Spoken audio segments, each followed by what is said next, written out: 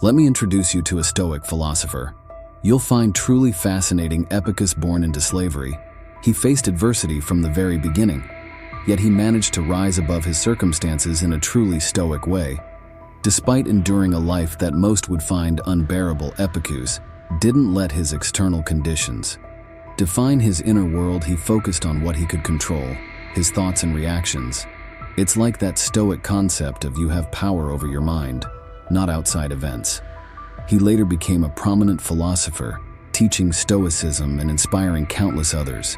He emphasized the importance of living in accordance with nature and mastering our desires. His teachings are like a guide to finding peace and contentment, no matter what life throws at you. So when you're grappling with life's challenges or striving for a deeper sense of purpose, think of Epictetus. His story and Stoic wisdom can serve as a lantern in the darkness, helping you navigate your journey with resilience and inner strength.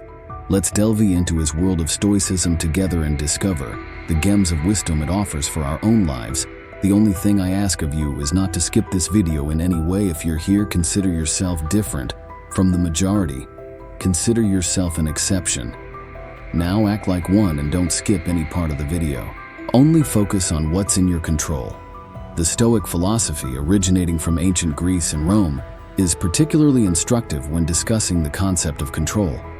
Stoicism teaches us to distinguish between things we can control and those we can't, and to focus our energy on the former. The Stoics, including philosophers like Seneca, Epictetus, and Marcus Aurelius, advocated for a life of virtue and wisdom.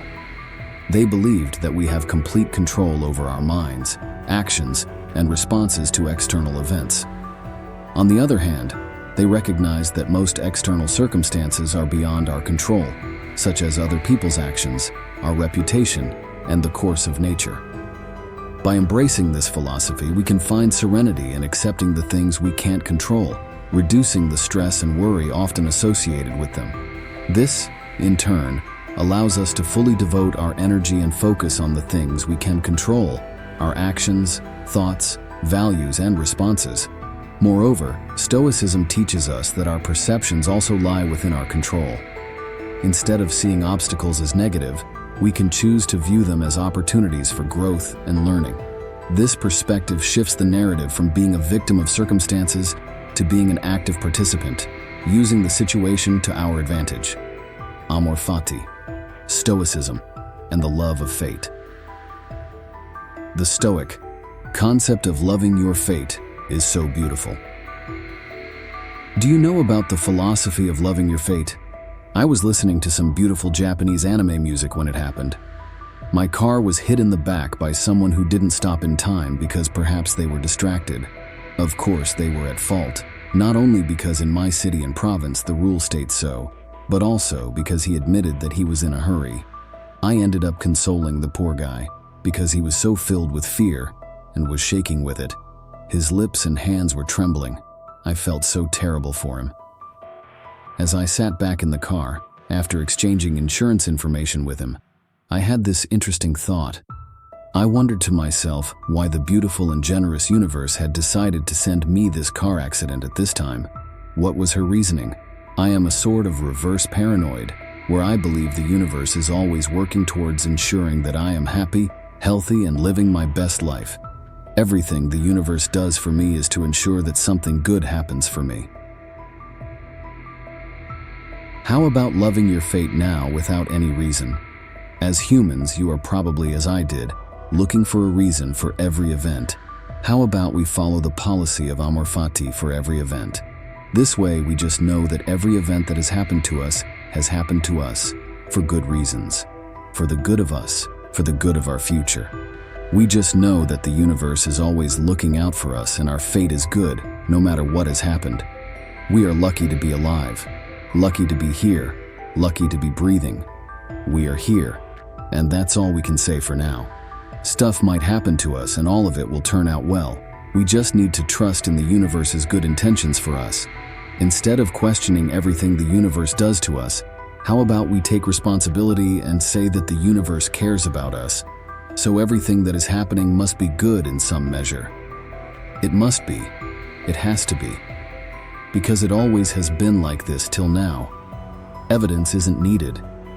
We are ready to not just accept our fate, but love it so much.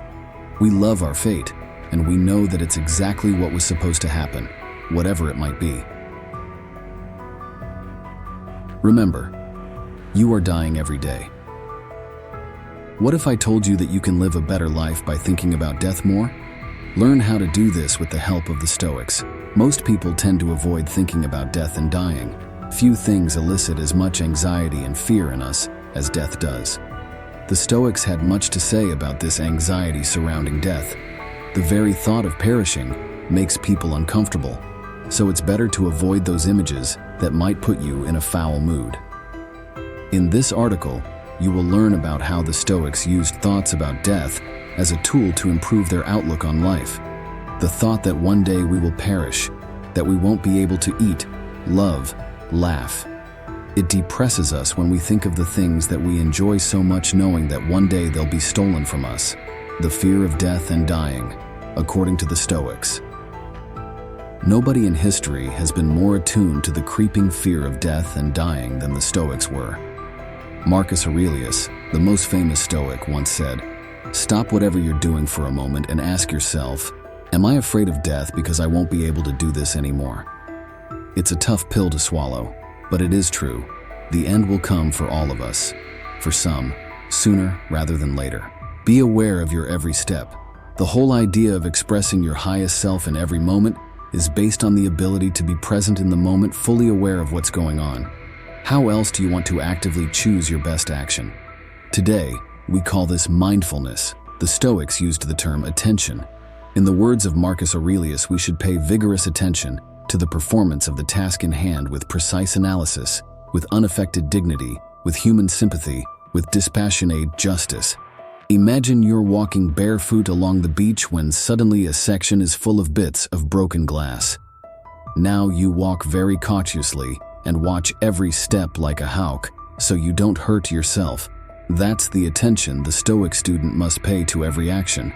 If we let our thoughts drift away, our actions become mindless. We stumble into folly and act in the opposite way of what we think is best. And it's exactly in the moments when we stumble when mindfulness is needed most.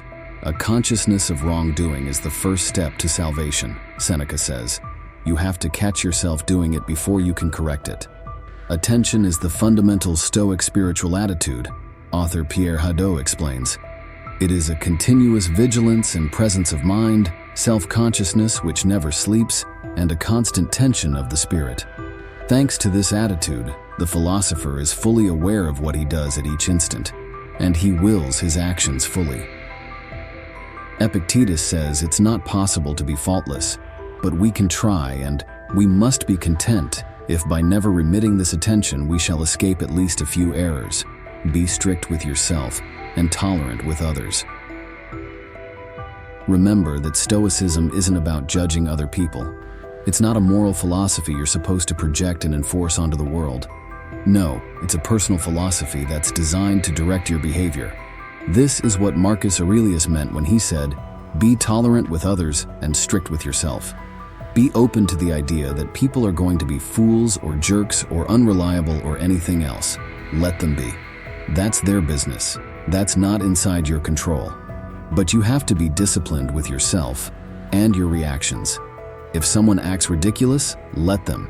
If you're acting ridiculous, catch the problem, stop it, and work on preventing it from happening in the future. What you do is in your control.